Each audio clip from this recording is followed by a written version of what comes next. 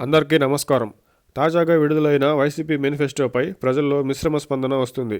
రైతు రుణమాఫీ లేదా డ్వాక్రా రుణమాఫీ ఏదో ఒకటి వైసీపీ మేనిఫెస్టోలో ఉందని ఆశించిన ప్రజలు కొంత అసంతృప్తికి లోనయ్యారు.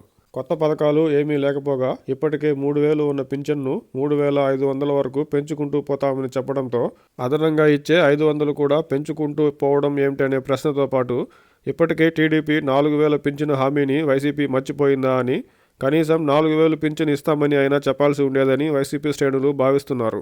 అయితే ఇతర పథకాలను కొనసాగిస్తూ వచ్చే నగదును రెండింతల వరకు పెంచుకుంటూ పోతామని చెప్పడంతో ప్రస్తుత పథకాలు అందుతున్న లబ్ధిదారులు వైసీపీకి మరింతగా దగ్గరయ్యే అవకాశం మాత్రం ఉంది.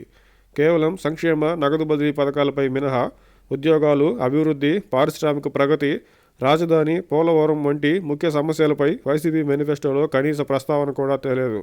టీడీపీ సైతం ఇప్పటి వరకు చెప్పిన హామీల్లో ప్రధానంగా సంక్షేమ పథకాలపై మాత్రమే దృష్టి పెట్టింది.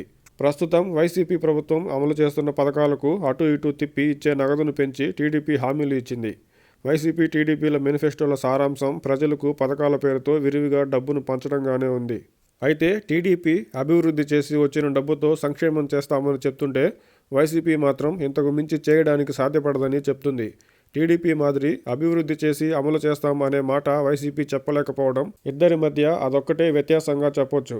టీడీపీ హామీ ఇచ్చిన పథకాలు అమలు చేయాలంటే 1,20,000 కోట్లకు పైగా నిధులు అవసరమని చెప్తున్న వైసీపీ హామీ ఇచ్చినట్టు పెంచుకుంటూ పోతే ఎంత నగదు అవసరం అవుతుందో చెప్తే బాగుండేది.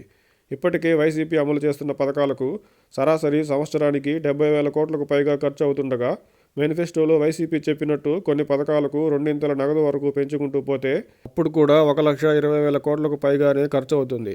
వెరసి రెండు పార్టీలు ప్రజలకు పంచడమే మేనిఫెస్టోలో సారాంశంగా చెప్తుంటే, అభివృద్ధి చేసి పంచుతామని టీడీపీ అంటుంటే ఆ మాట వైసీపీ చెప్పలేకపోవడం ఒక్కటే వ్యత్యాసం.